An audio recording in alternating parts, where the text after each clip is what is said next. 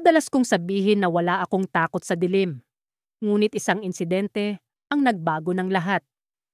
Isang gabi, habang tahimik ang lahat sa bahay, bigla akong nagising sa isang malamig na pakiramdam. Parang may nagmamasid sa akin. Agad akong bumangon at kinuha ang flashlight na nakalagay sa tabi ng kama. Dahan-dahan akong lumabas ng kwarto. Ang mga paa ko'y tila mabigat sa bawat hakbang na ginagawa ko. Hindi ko maipaliwanag kung bakit, ngunit may kakaibang pakiramdam sa aking dibdib. Parang may humihila sa akin patungo sa madilim na pasilyo. Sa pagliwanag ng aking flashlight, nakita ko ang isang maliit na figura. Isang batang lalaki na nakatayo sa dulo ng pasilyo, tila walang emosyon sa kanyang mukha, ngunit ang mga mata ay puno ng kalungkutan. "Hoy, ano ang ginagawa mo dito?" tanong ko, ngunit hindi siya sumagot. Nakatitig lang siya sa akin na parang may gustong sabihin, ngunit hindi makapagsalita. Ang kanyang kasuotan ay tila lumana, para bang galing sa ibang panahon. Habang lalong lumapit ang liwanag ng flashlight sa kanya, bigla siyang naglaho. Parang bula na naglaho sa hangin. Nanginig ang aking buong katawan. Hindi ko maipaliwanag ang nararamdaman ko. Takot, kaba, at pagkagulat. Ang mga ilaw sa pasilyo ay nagsimulang mag-flicker, tila naglalaro sa aking isipan. Hindi ko alam kung ano ang aking nakita, pero alam kong totoo ito. Bumalik ako sa aking kwarto at sinubukang kalmahin ang sarili ko. Ngunit ang imahe ng batang lalaki ay hindi maalis sa aking isipan. Kinabukasan, sinubukan kong ikwento ito sa aking pamilya, ngunit wala ni isa sa kanila ang naniniwala. Sabi nila, baka panaginip lang iyon o bunga ng pagod. Ngunit alam kong hindi iyon basta-basta. May isang bagay sa bahay na ito, isang bagay na hindi ko kayang ipaliwanag. Ilang araw ang lumipas at ang mga kakaibang pangyayari ay nagpatuloy. Minsan, naririnig ko ang mga yabag sa sahig na kahoy ng pasilyo kahit wala namang tao roon. Ang mga bintana ay kusang bumubukas kahit walang hangin, at ang mga pintuan ay bumubukas at sumasara ng walang dahilan. Ang bahay na dati kong tinirhan ay tila naging estranghero sa akin. Isang gabi, habang ako'y nag-iisa, narinig ko ang isang mahina, ngunit malinaw na boses. "Tulungan mo ako," ang sabi nito. Napabalikwas ako sa aking pagkakaupo at mabilis na kinuha ang flashlight. Sinundan ko ang boses at muli, dinala ako nito sa pasilyo. Naroon muli ang batang lalaki. Ngunit sa pagkakataong ito, siya'y umiiyak. Nagsimula akong lumapit sa kanya at sa bawat hakbang kong papalapit, nararamdaman ko ang bigat ng kanyang kalungkutan. "Paano kita matutulungan?" tanong ko.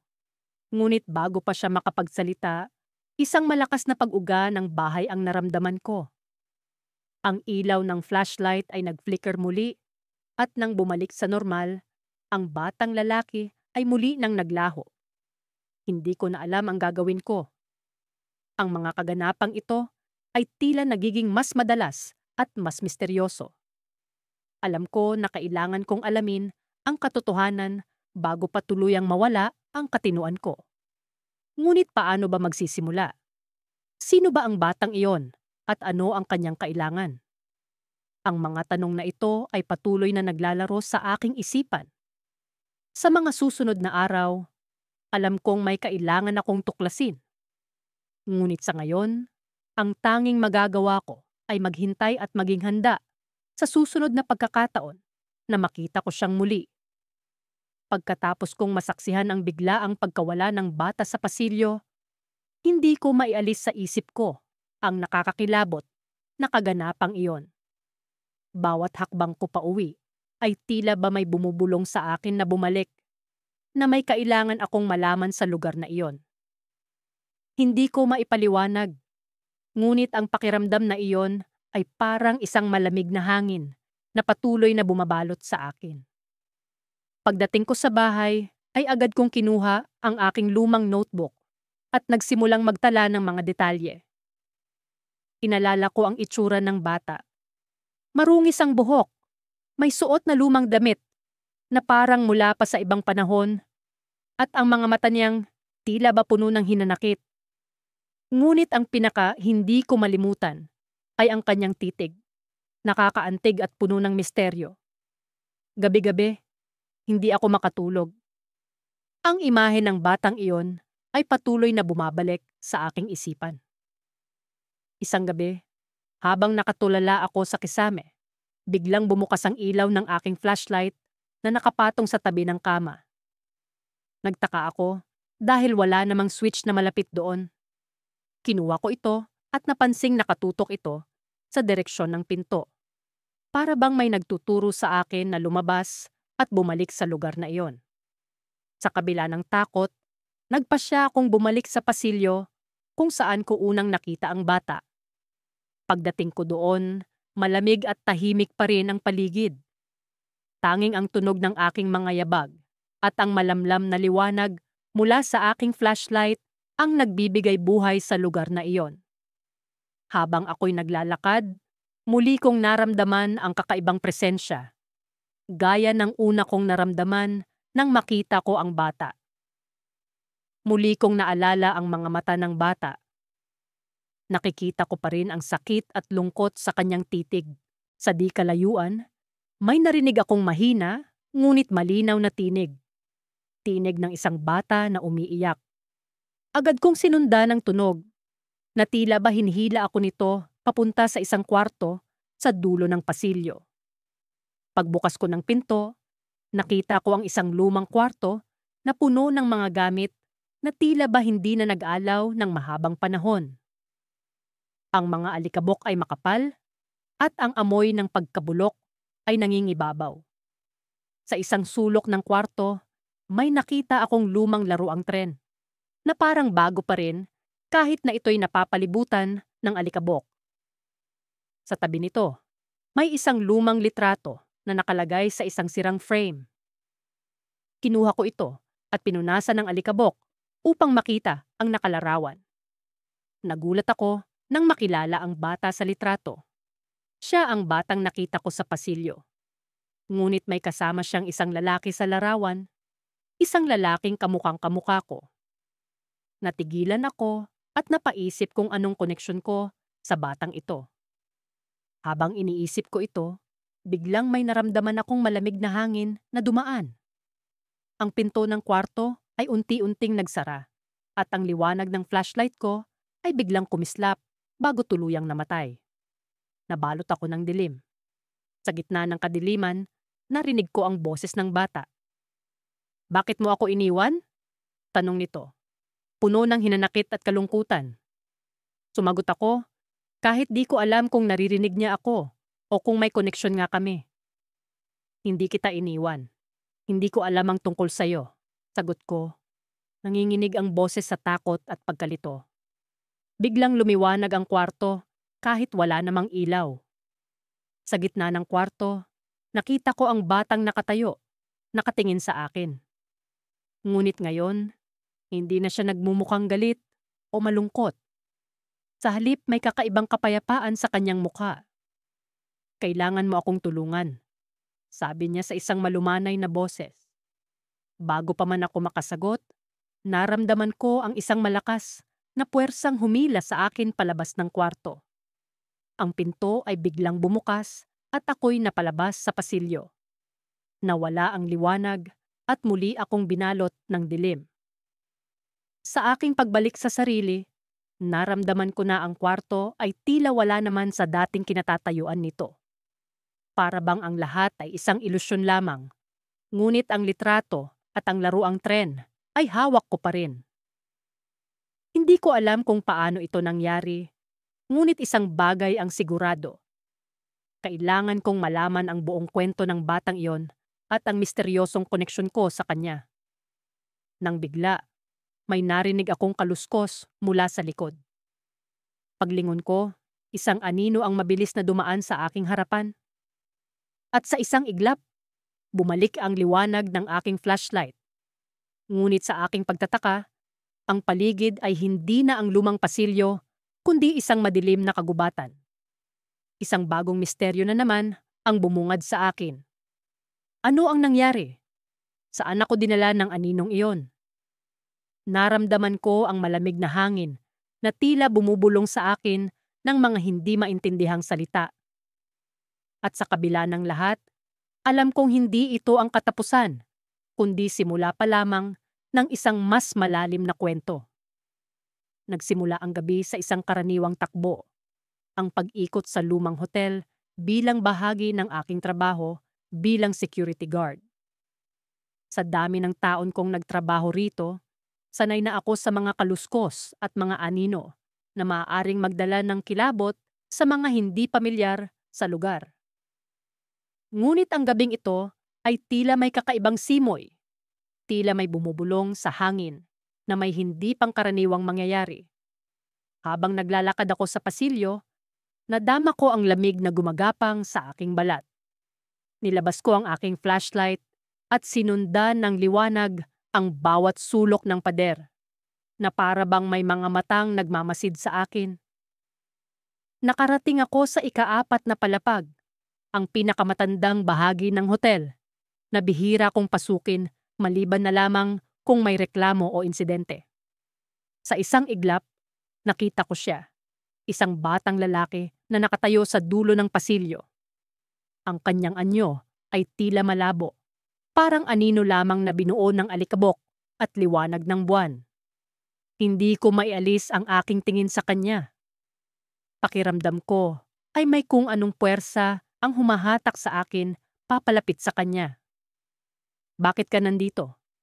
Tanong ko, kahit alam kong walang kasagutan ng darating. Ngunit laking gulat ko nang bahagya siyang ngumiti at itinuro ang lumang pintuan sa kanyang tabi. Bago pa man ako makapagsalita muli, bigla siyang naglaho na parang bula. Iniwan akong nag-iisa na may bumabalot na takot at pag-usisa. Lumapit ako sa pintuan. Ang kahoy nito ay may bakas ng panahon at ang mga bisagra ay tila bibigay na sa kalumaan. Naghari ang katahimikan. Tila ba ang buong mundo ay naghintay sa susunod kong hakbang. Huminga ako ng malalim at binuksan ang pinto. Sa loob ay isang maliit na silid, puno ng mga lumang kagamitan. Ang amoy ng amag at alikabok ay sumalubong sa akin, ngunit higit doon, may kung anong lamig na nagmumula sa kaloob-looban nito. Sa isang sulok, may nakita akong laruan, isang lumang tren na yari sa kahoy. Kinuha ko ito at biglang bumalik sa akin ang alaala ng mga kwento tungkol sa batang nawawala sa hotel na ito noong dekada 15. Ayon sa alamat, may batang lalaki raw na nanirahan dito kasama ang kanyang pamilya. Isang gabi, habang naglalaro siya, bigla na lang siyang nawala at hindi na natagpuan pa. Marami ang nagsasabi na ang kanyang kaluluwa ay naiwan sa hotel. Naglalakbay sa mga pasilyo nito, naghahanap ng kalaro.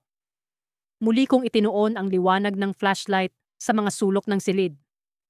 Sa aking pag-iikot, napansin ko ang isang maliit na pinto sa dingding, halos natatakpan ng lumang kortina. Marahan kong binuksan ito at bumungad sa akin ang isang makitid na hagdan pababa. Ang bawat hakbang ko ay may kasamang pag-ugong ng mga lumang kahoy na para bang binabantayan ang bawat galaw ko. Pagkarating ko sa ilalim, natagpuan ko ang sarili ko sa isang lihim na silid na tila hindi na pinasok ng sinumang tao sa loob ng maraming taon. Sa gitna ng silid ay may isang lumang lamesa at mga lumang larawan na nakakalat dito.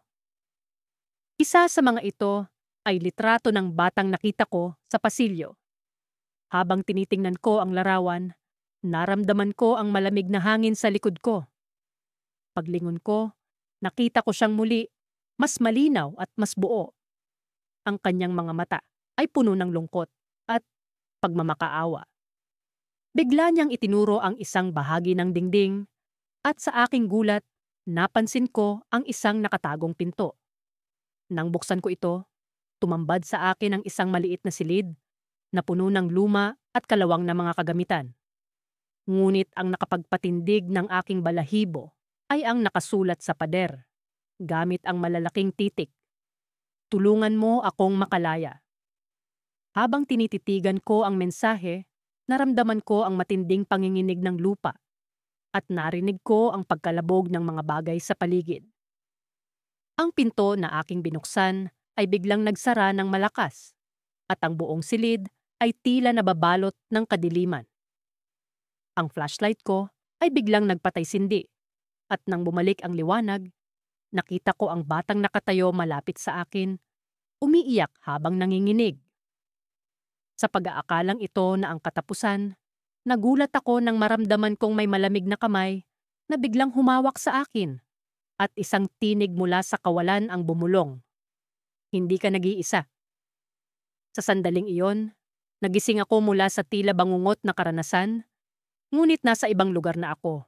Isang lumang silid na puno ng mga larawan at alaala ng nakaraan. Sa aking bulsa, naroon pa rin ang laruan ng tren na aking kinuha kanina. Ngunit ang pinakanakakagulat ay ang natagpuan kong piraso ng papel sa tabi ko na may nakasulat na, "Salamat. Ngayon ay maaari na akong magpahinga." Ngunit bago pa man ako makapag-isip ng mabuti, narinig ko ang mga yabag ng mga tao papalapit. Isa lang ang malinaw, hindi pa ito ang katapusan ng aking kwento. Pagkatapos ng aking engkwentro sa batang multo sa pasilyo, hindi pa rin maalis sa isip ko ang kanyang anyo. Ang kanyang mata na tila humihingi ng tulong, ang malamig na hangin na bumalot sa akin kasabay ng kanyang pagkawala. Sinubukan kong bumalik sa normal na pamumuhay, ngunit ang hindi maipaliwanag na takot at kuryosidad ay patuloy na bumabagabag sa akin. Isang gabi, habang nakahiga ako sa kama at pilit na sinusubukang makatulog, narinig ko na naman ang pamilyar na tunog ng yapak sa labas ng aking silid.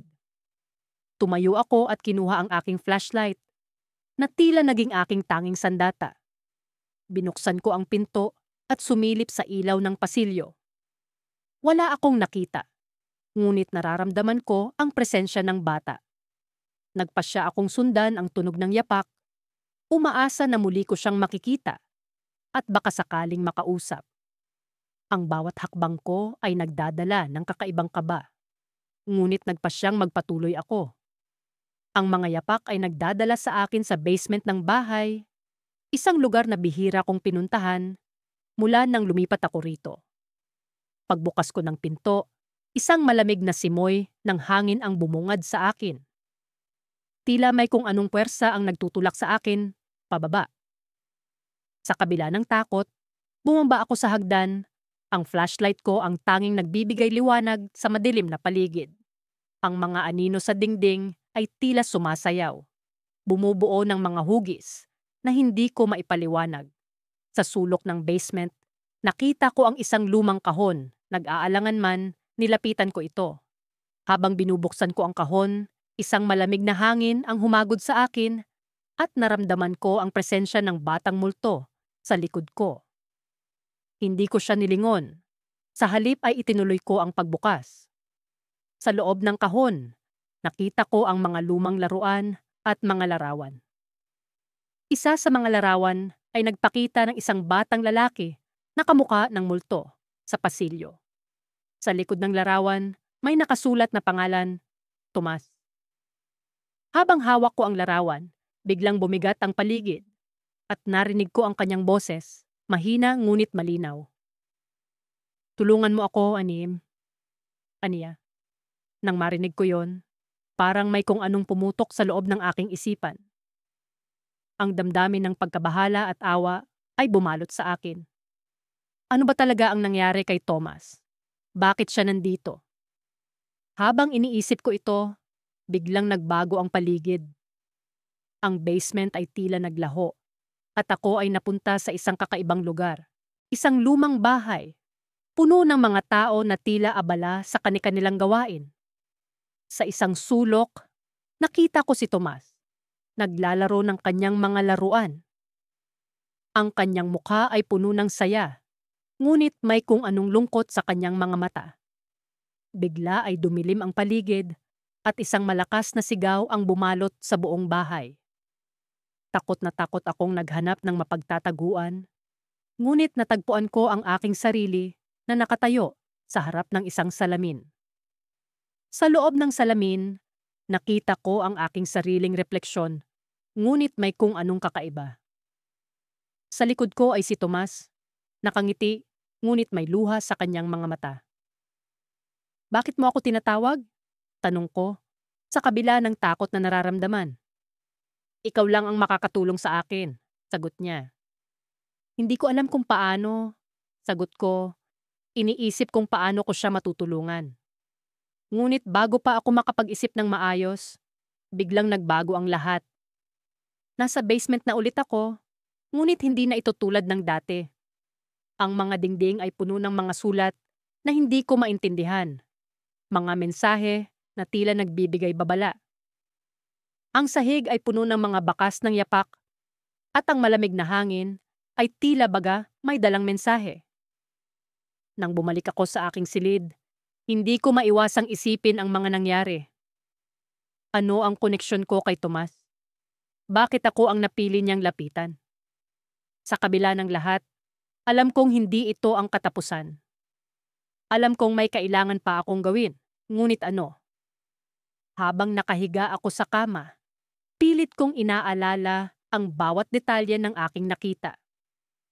Ngunit ang isang tanong ay patuloy na bumabagabag sa akin. Ano ang nagkukubli sa likod ng kanyang ngiti at luha? Sa pagkakataong iyon, narinig ko na naman ang yapak sa pasilyo, ngunit sa pagkakataong ito ay hindi ko sinundan. Sa halip na natili akong nakikinig, umaasa na sa mga susunod na gabi ay mahahanap ko ang kasagutan sa mga tanong na bumabagabag sa akin. Ngunit sa dilim ng gabi, isang pangamba ang bumalot sa akin. Paano kung hindi ko kayang tugunan ang hinihingi ng multo? Paano kung sa huli ay ako ang mawalan ng daan? Sa kabila ng malamig na simoy ng hangin na bumalot sa akin, hindi ko mapigilang manginig.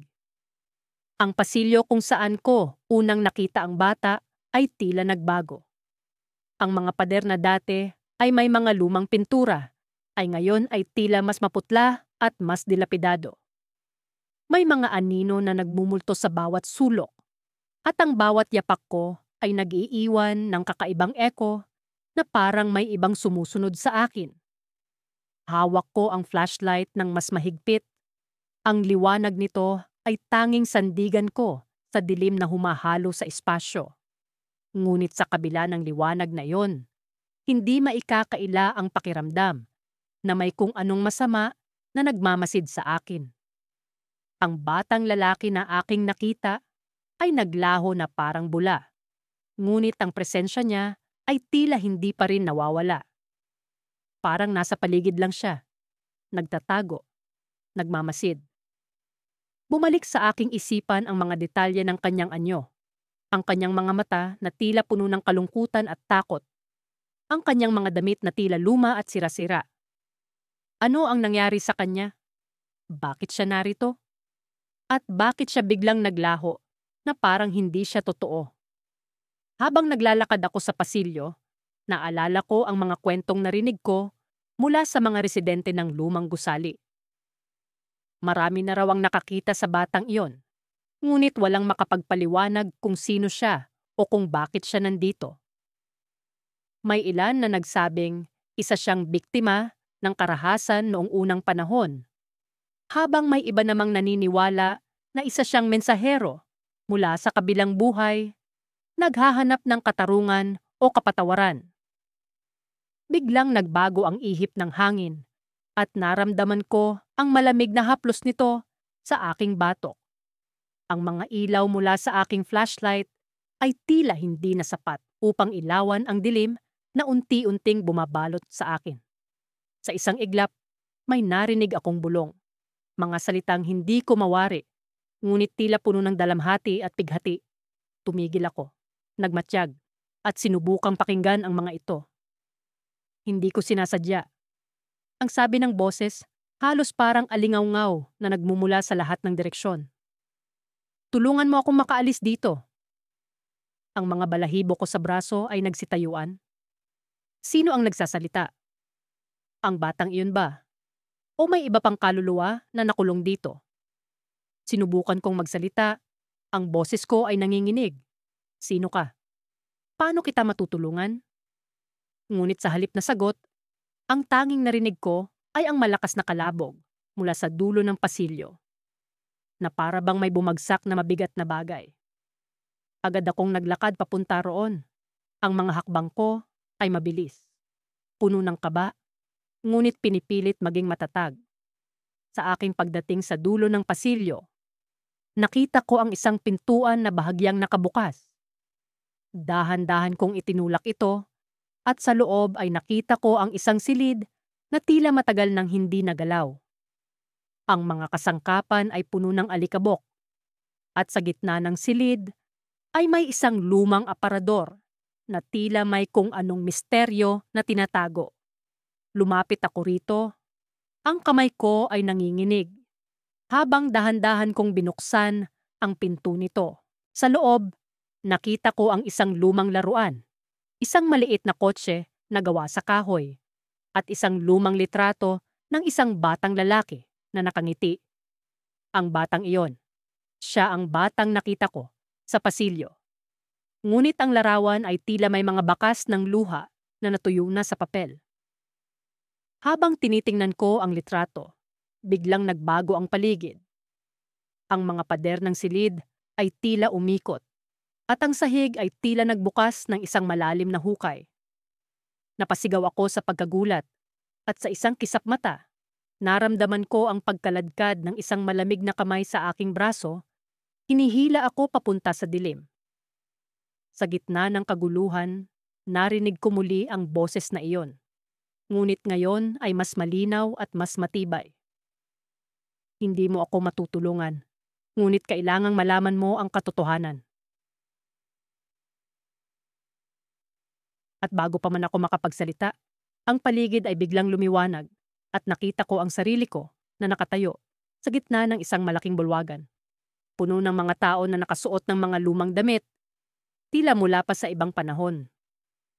Nagulat ako sa aking nakita, ngunit bago pa man ako makapagtanong kung nasaan ako, narinig ko ang isang malagim na sigaw mula sa likuran.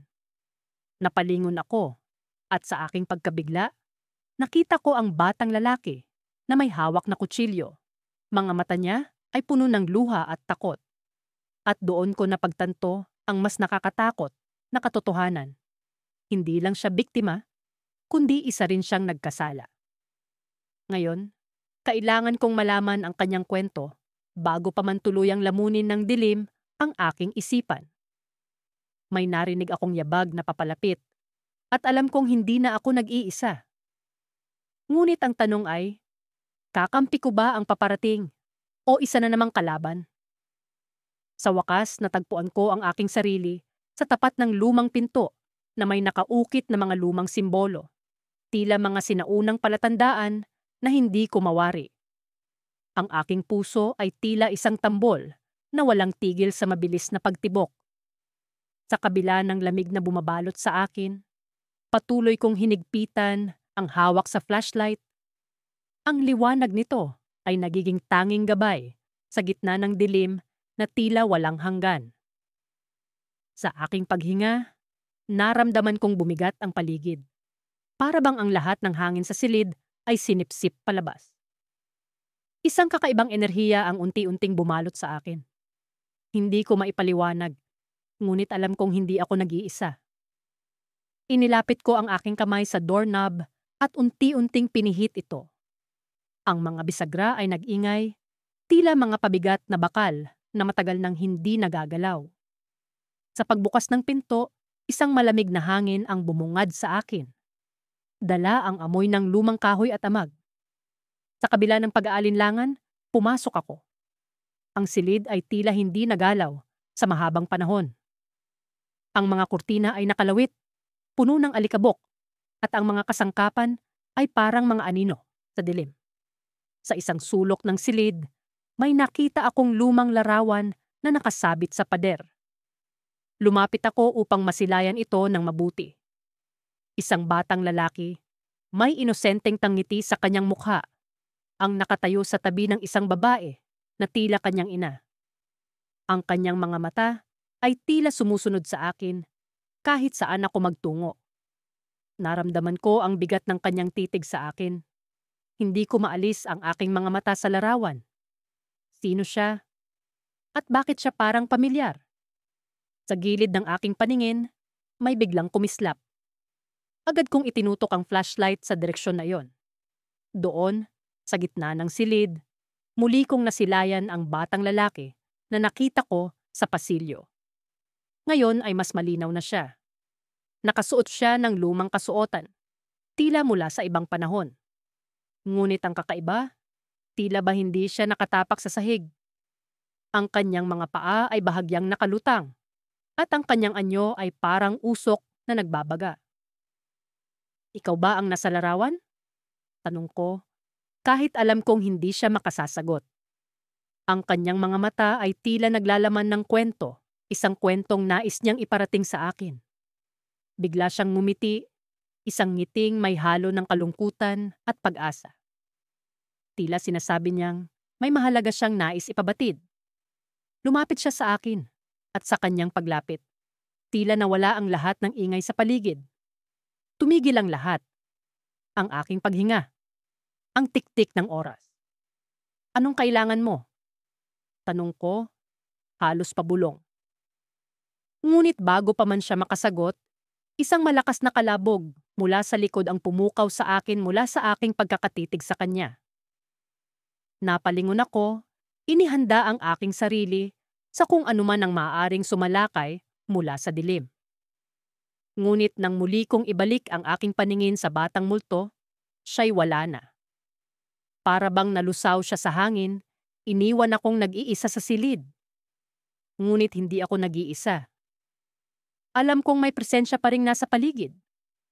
May kung anong malamig na dampi ang humaplos sa aking balikat. Agad kong kinilabutan at ang takot ay bumalot sa akin. Nakaramdam ako ng kagustuhang tumakbo, ngunit ang aking mga paa ay parang nakabaon sa sahig.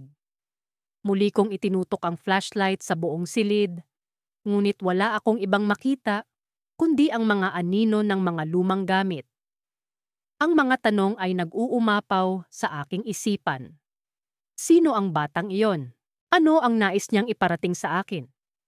Sa isang iglap, isang malakas na ingay ang umalingaw-ngaw mula sa pasilyo sa labas ng silid. Isang halakhak ng bata, puno ng ligaya ngunit may halong pangamba, ang umalingaw-ngaw sa buong mansyon. Ang tunog ay tila nagmumula sa lahat ng direksyon. Hindi ko alam kung saan ito nagmumula. At sa sandaling iyon, naramdaman kong mayroong isang bagay na mas malalim pa ang nangyayari. Isang lihim na nakabaon sa pagitan ng mga pader ng mansyon na ito. Isang lihim na tila ba kumakaway sa akin upang ito'y tuklasin. Sa paglabas ko ng silid, alam kong ito'y simula pa lamang. Sa bawat hakbang ko sa pasilyo, ang mga anino ay nagiging mas matalas, parang mga matang nagmamasid sa akin. Ngunit isang bagay ang tiyak. Hindi ako titigil hanggat hindi ko natutuklasan ang katotohanan sa likod ng batang nawawala sa pasilyo. At sa aking pag-usad, naramdaman ko ang malamig na hangin na tila bumubulong ng babala. Ngunit ang boses ng bata, muli kong narinig, mas malinaw at mas malapit. Halina ka. May kailangan kang malaman. Sa paglalakbay ko sa madilim at malamig na pasilyo ng abandonadong gusali, hindi ko maiwasang magbalik tanaw sa mga nangyari noong nakaraang gabi. Ang mga imaheng gumugulo sa aking isipan ay tila mga larawang tumatak sa aking alaala. Ang batang lalaki na bigla na lamang naglaho sa aking harapan. At ang kakaibang lamig na bumalot sa paligid ko. Sa bawat hakbang ko, nararamdaman ko ang bigat ng aking mga paa at ang paglalim ng aking paghinga. Ang flashlight na hawak ko ay tila naging aking tanging kasama sa dilim na bumabalot sa akin. Sa kabila ng takot, may bahagi sa akin na nagtutulak na ipagpatuloy ang pagsisiyasat sa mahiwagang pangyayari. Nang muli kong marating ang lugar kung saan ko unang nakita ang bata, napansin ko ang kakaibang kasaysayan ng lugar na ito. Ang mga dingding ay puno ng lumang graffiti at mga bakas ng bandalismong. Tila ba sinadyang iwanan ng mga taong minsang naglakad dito. Ngunit sa kabila ng lahat ng ito, naroon ang hindi maipaliwanag na pakiramdam na mayroong nakakubli na lihim sa likod ng bawat sulok. Bigla na lamang, naramdaman ko ang pagkilos ng hangin sa paligid. Isang malamig na simoy ang dumampi sa aking balat at sa isang iglap, narinig ko ang mahinang pagtawa ng isang bata. Nagpatuloy ako sa paglakad, sinusundan ng tunog na tila nagmumula sa dulo ng pasilyo. Sa bawat hakbang, nararamdaman ko ang bumibigat na presensya ng isang bagay na hindi ko maipaliwanag.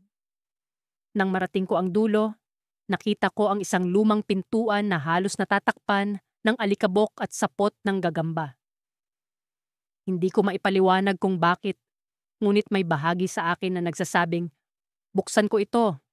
Ginamit ko ang aking flashlight upang suriin ang paligid at nang wala akong makitang anumang senyales ng panganib, dahan-dahan kong inabot ang seradura.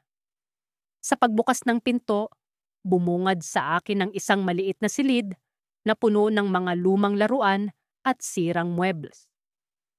Sa gitna ng silid, naroon ang isang lamesa na may nakapatong na lumang larawan. Lumapit ako at kinuha ang larawan at laking gulat ko nang makita ko ang batang lalaki na nakita ko noong nakaraang gabi. Ngunit ang mas ikinagulat ko ay ang katabi niyang lalaki sa larawan. Ako. Hindi ko maipaliwanag ang nararamdaman ko. Paano nangyari ito? Wala akong maalalang koneksyon sa batang ito. Ngunit heto kami sa isang larawan na tila ba magkaibigan. Habang iniisip ko ito, naramdaman ko ang isang malamig na kamay na humawak sa aking balikat. Hindi ako makagalaw sa takot. Paglingon ko, naroon muli ang batang lalaki. Ngunit sa pagkakataong ito, hindi na siya nagmamadaling umalis. Nakatingin siya sa akin na tila ba may gustong sabihin. Ang kanyang mga mata ay puno ng kalungkutan at pagmamakaawa. Nagsimula siyang maglakad palapit sa akin at sa kabila ng takot, hindi ko magawang umatras. Alam mo na ang totoo, ang sabi niya sa isang boses na tila nagmumula sa malayo. Tulungan mo akong makalaya. Bago pa man ako makasagot, narinig ko ang isang malakas na kalabog mula sa likuran ko. Bumaling ako at nakita ko ang isang anino na mabilis na dumaan sa pinto. Nang bumalik ang tingin ko sa bata, wala na siya. Tanging ang malamig na hangin at ang larawan ang naiwan sa akin. Para akong natauhan mula sa isang panaginip. Ang larawan sa aking kamay ay patunay na mayroong koneksyon sa pagitan namin ng batang iyon. Ngunit hindi ko pa rin maintindihan kung paano. Ang mga tanong ay nagpatuloy sa pag-ikot sa aking isipan at sa kabila ng lahat ng ito, alam kong hindi pa ito ang katapusan. Sa paglabas ko ng silid, alam kong kailangan kong hanapin ang mga kasagutan. Ang mga lihim ng gusaling ito ay tila nagsisimulang magbukas, ngunit alam kong may mas malalim pang misteryo na naghihintay na matuklasan. Sa likod ng bawat pinto, sa bawat sulok ng pasilyo, naroon ang mga sagot na kailangan kong tuklasin. Nagpatuloy ako sa paglalakad sa kabila ng takot at pagdududa. Ang flashlight ko ay naging aking gabay sa dilim. At ang larawan ng batang lalaki ang nagsilbing paalala na hindi ko dapat sukuan ang paghahanap. Ngunit sa bawat hakbang, nararamdaman ko ang pag-igting ng isang hindi maipaliwanag na presensya sa aking paligid.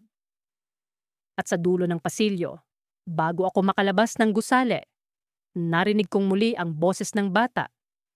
Hindi ka nag-iisa. Napatigil ako at sa puntong iyon, alam kong may mas malalim pang koneksyon ang nag-uugnay sa aming dalawa. Isang koneksyon na pilit kong mauunawaan sa mga susunod na hakbang. Nanginginig ang aking mga kamay habang patuloy kong hinahawakan ang aking flashlight na tila naging tanging kasangga ko sa loob ng madilim at malamig na pasilyong iyon. Ang bawat hakbang ko ay tila sinasabayan ng mga hindi makitang mata na nagmamasid sa akin mula sa dilim.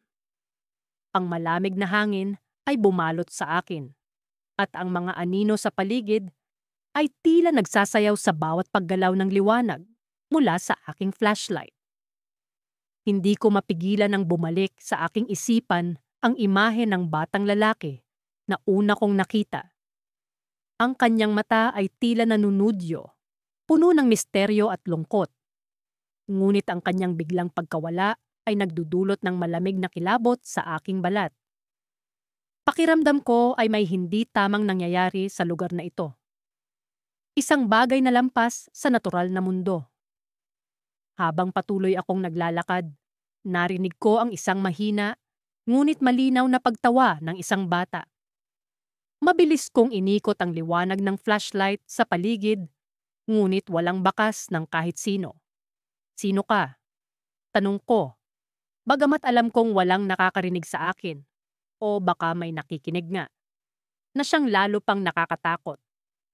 Bumalik sa akin ang alaala ng mga kwento na narinig ko mula sa mga matatanda sa baryo tungkol sa lumang bahay na ito. Sinasabing naganap dito ang isang trahedya, maraming taon na ang nakalipas, kung saan isang batang lalaki ang nawala ng walang bakas. Maraming naniniwala na ang kanyang kaluluwa ay nananatili pa rin dito, naghahanap ng katarungan o kaligtasan. Ang mga kwentong iyon ay tila mga katang-isip lang noon. Ngunit ngayon, sa loob ng bahay na ito, ang mga iyon ay tila nagkakaroon ng laman at dugo. Sa aking paglalakad, napansin ko ang isang pinto sa dulo ng pasilyo na bahagyang nakabukas. Ang liwanag mula sa aking flashlight ay tumagos sa loob at doon nakita ko ang isang lumang laruan, isang maliit na tren. Napalunok ako habang maingat na lumapit. Nang lumuhod ako upang tingnan ito ng malapitan, naramdaman ko ang malamig na pagdampi ng hangin sa aking batok.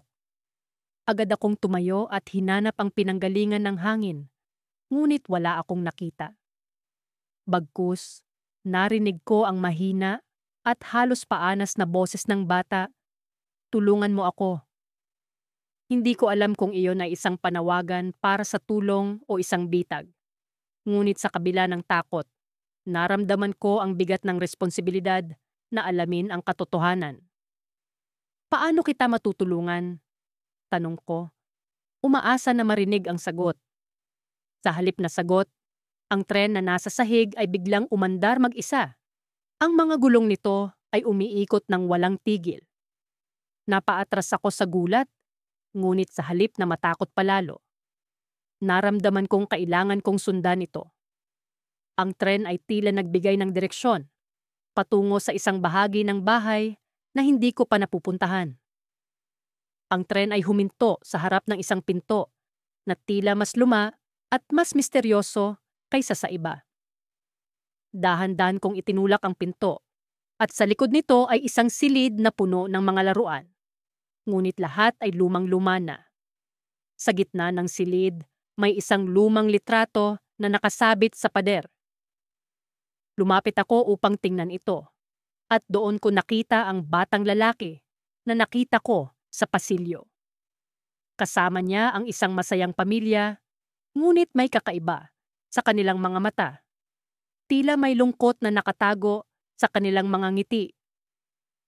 Habang nakatitig ako sa litrato, naramdaman ko ang paggalaw ng hangin sa paligid ko. Ang mga laruan sa sahig ay nagsimulang mag-ingay. Tila bumubuo ng isang himig na pamilyar, ngunit hindi ko matukoy kung saan ko ito narinig.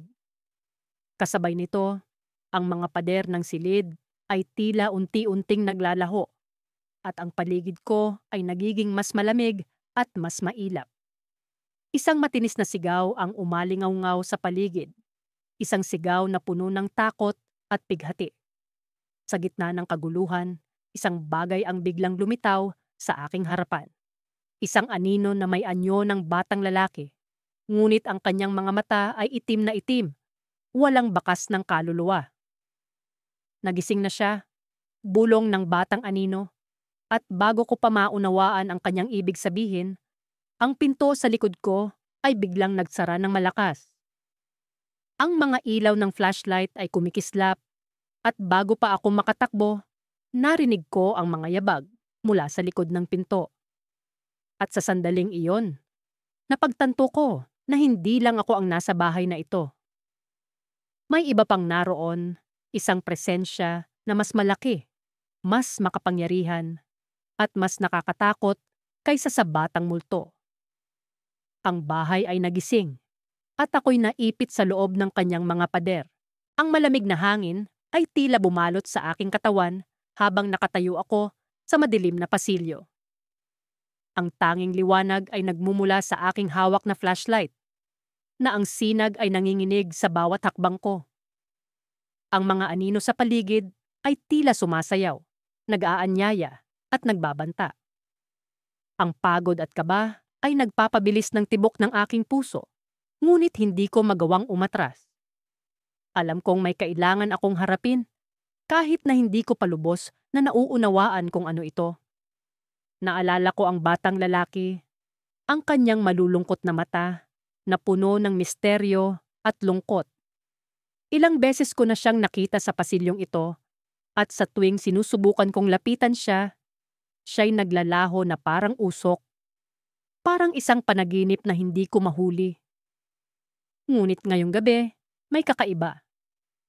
Naramdaman ko ang isang hindi maipaliwanag na puwersa na nagtutulak sa akin upang alamin ang katotohanan. Habang patuloy akong naglalakad, ang sahig ay umuugong sa ilalim ng aking mga paa.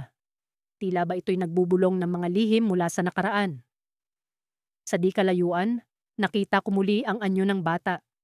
Siya'y nakatayo, nakatalikod sa akin. May kakaibang katahimikan sa paligid. Tila ba ang oras mismo ay huminto. "Hoy!" tawag ko. Ang boses ko'y bahagyang nanginginig. "Sino ka? Ano ang kailangan mo?" Hindi siya kumibo. Sa halip, unti-unti siyang lumingon. At sa paglingon niya'y napansin ko ang isang bagay na hindi ko napansin noon. Ang kanyang mga mata ay tila walang buhay, ngunit may tila dumadaloy na likido mula rito, parang mga luha, ngunit hindi. Ito ay kulay itim, dumadaloy pababa sa kanyang pisngi. Sa kabila ng takot, lumapit ako. Kailangan kong malaman ang kanyang kwento. "Paano kita matutulungan?" tanong ko. Umaasang may makukuha akong sagot. Sa wakas, nagsalita siya. Ngunit ang kanyang boses ay tila nagmumula sa isang malayong lugar. Mahina at halos pabulong. "Hindi mo ako matutulungan," aniya. "Ngunit may kailangan kang malaman." Nagsimula siyang umusad pabalik, papasok sa isang silid na hindi ko pa napapasok kailanman. Sinundan ko siya, kahit na ang bawat hibla ng aking pagkatao ay nagsasabing umalis na ako.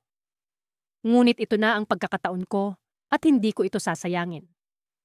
Pagpasok ko sa silid, napansin kong ito'y puno ng mga lumang gamit at kagamitan.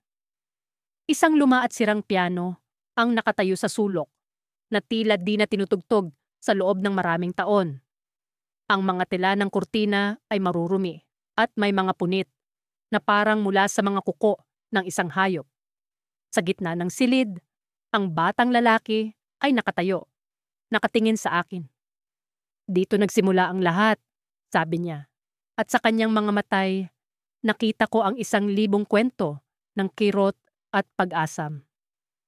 Dito ang tahanan ko, ngunit hindi ko na ito maiiwan. Naguluhan ako, ngunit bago pa ako makapagtanong ulit, ang isang malakas na tunog ng pagsara ng pinto ay gumulat sa akin. Napalingon ako sa direksyon ng ingay at nakita kong nagsara ang pinto ng biglaan. Nagsimula akong kabahan at nang bumalik ang tingin ko sa batang lalaki, siya'y naglaho na naman. Sa puntong iyon, naramdaman kong may isang malamig na hangin ang dumaan sa aking tabi at may bumulong sa aking tenga. "Alamin mo ang lihim ng silid na ito." Nagsimula akong maghanap sa paligid, umaasang makahanap ng kahit anong palatandaan. At doon, sa ilalim ng luma at alikabok na piano, may nakita akong lumang kahon. Dahan-dahan ko itong binuksan at ang nakita ko sa loob ay nagpatigil ng aking paghinga. Mga lumang litrato ng bata, kasama ang isang pamilya na tila puno ng saya at pagmamahalan. Ngunit sa bawat litrato, ang mga mata ng bata ay tila nagbabago, unti-unting nagiging malamlam at puno ng lungkot. Sa ilalim ng mga litrato, may isang piraso ng papel, isang sulat na may punit na gilid. Habang binabasa ko ang sulat, unti-unting nabuo sa aking isipan ang nakakalunos na kwento ng batang ito. Ngunit bago ko pa man matapos, ang isang malakas na pagtunog mula sa likuran ko ang pumuno sa silid. Isang malamig na kamay ang biglang dumapo sa aking balikat at isang boses ang bumulong, "Hindi ka nag-iisa." Hindi ko alam kung kanino galing ang boses. Ngunit ang tiyak ko ay may mas malalim pa sa kwento ng batang ito. Nagpasya akong kailangan kong bumalik. Ngunit sa pagkakataong ito, hindi na ako nag-iisa. May kailangan akong tuklasin. At sa dulo ng lahat ng ito, alam kong may naghihintay na katotohanan na magpapabago sa lahat ng aking nalalaman. Ang dilim ay parang kumot na bumalot sa paligid ko habang patuloy akong naglalakad sa kahabaan ng lumang pasilyo. Ang mga pader ay puno ng alikabok at ang mga bintanay may mga guhit ng luma at kupas na kurtina.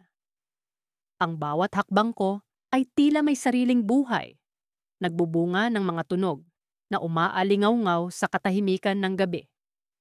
Nasaan ka, bata? Bulong ko sa aking sarili. Hawak ang flashlight na nagsisilbing tanging liwanag sa madilim na daan. Ang mga anino ay tila may sariling galaw. Sinasamahan ako sa bawat saglit ng pag-usad.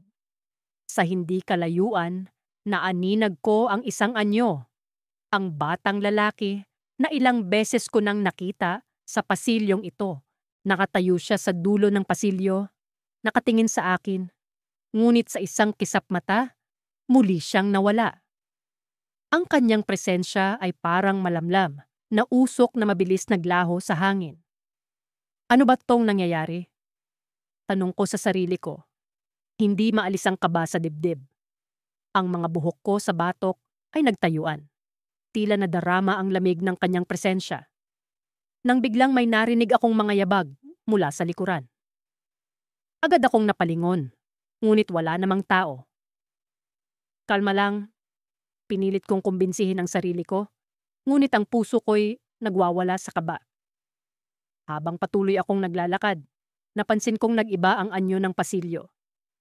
Ang mga pader ay tila naging mas makitid, at ang ilaw mula sa flashlight ay parang hindi na sapat na tumagos sa dilim. Para bang ang pasilyo mismo ay nagbabago, bumabaluktot, at nagbabago ng anyo habang ako'y nasa loob nito. Isang malamig na hangin ang umihip mula sa likuran, at kasabay ng pag-ihip nito ay bumalot ang kakaibang damdamin na tila ako'y pinagmamasdan. Hindi ito totoo, bulong ko sa sarili ko. Pilit na inaaliw ang sarili. Ngunit alam kong may kakaiba sa lugar na ito, at ang batang iyon ay may nais iparating. Bigla kong naalala ang kwento ng mga matatanda tungkol sa bahay na ito. Isang lumang mansyon na matagal nang iniwanan. Sabi nila'y may batang namatay dito, isang trahedyang nagdulot ng misteryo at takot sa mga nakakaalam. Ngunit hindi ko inaasahan na makikita ko ang kanyang multo, at mas lalo na ang maramdaman ang kanyang presensya. Habang naglalakad, may nakita akong pintuan sa gilid ng pasilyo. Bahagyang nakaawang ito, at tila may kaunting liwanag na nagmumula sa loob. Nanginginig ang aking kamay habang iniabot ko ang doorknob, dahan-dahang binuksan ang pinto. Sa loob nakita ko ang isang lumang kwarto. Ang sahig ay puno ng alikabok, at ang mga lumang kasangkapan ay tila hindi na nagalaw sa loob ng maraming taon. Ngunit ang nakatawag ng pansin ko ay ang isang lumang larawan na nakasabit sa dingding. Isang larawan ng batang lalaki na tila masaya, kasama ang kanyang magulang. Ikaw nga, bulong ko habang tinititigan ng larawan. Ano ba ang gusto mong iparating sa akin? Sa sandaling iyon, naramdaman ko ang malamig na hangin na dumaan sa tabi ko at ang pinto ay biglang sumara. Natigilan ako at napalingon sa pintuan. Bumilis ang tibok ng puso ko at ang takot ay bumalot sa akin. Biglang, mula sa sulok ng kwarto, ay may narinig akong tinig. Isang malamyos at malamig na boses ng bata. Tulungan mo ako, sabi ng tinig, puno ng kalungkutan at pighati. Hindi kita maintindihan, sagot ko, pilit na hinahanap ang pinagmumulan ng boses. Paano kita matutulungan? Ngunit bago pa man siya makasagot, biglang sumilay ang isang malakas na liwanag mula sa paligid. Nasilaw ako at napapikit. Nang buksan ko ang aking mga mata, nakita ko ang batang lalaki. Nakatayo sa harap ko, ngunit sa pagkakataong ito, hindi na siya naglaho. Nakatingin siya sa akin at may kakaibang kalmado sa kanyang mga mata. May kailangan kang malaman, sabi niya. At sa isang saglit, biglang nagbago ang paligid. Ang pasilyo, ang kwarto, lahat ay naglaho at napalitan ng isang malinaw na tanawin ng isang lumang hardin, puno ng mga bulaklak na tila namumulaklak sa ilalim ng liwanag ng buwan. Anong ibig mong sabihin? Tanong ko, ngunit bago pa man siya makasagot, ang kanyang anyo ay muling naglaho. Nag-iwan ng isang malamig na hangin at isang matinding katanungan sa akin. Ano ang nais niyang iparating? At bakit parang ako ang napili niyang kausapin? Habang nakatayo ako sa gitna ng hardin, isang bagay ang bumalot sa akin. Isang pakiramdam ng pag-asa at takot, na para bang may mas malalim pang sikreto na naghihintay na mabunyag. At sa kabila ng lahat, alam kong hindi pa ito ang katapusan ng kwento.